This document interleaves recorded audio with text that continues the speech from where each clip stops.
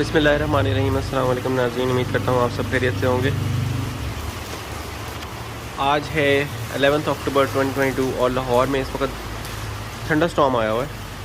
बारिश हो रही है, मौसम बहुत ही खुशगवार हो गया है और सर्दियों की आमद है।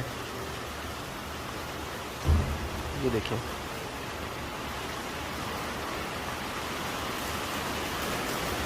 बड़ी ठंडी हवा चल रही है, साथ साथ आसमान पर बिजलियाँ चमक रही हैं। अल्लाह ताला से दुआ है कि रहमत वाली बारिश हो और अल्लाह ताला हम सब की जायज़ दुआओं को कबूल फरमाए, आमीन, और रहमत नाजिल फरमाए। देखें, बारिश की आवाज़ आ रही है।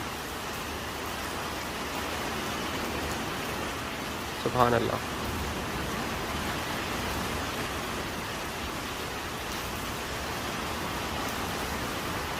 वीडियो को लाइक कीजिए, शेयर कीजिए और हमारे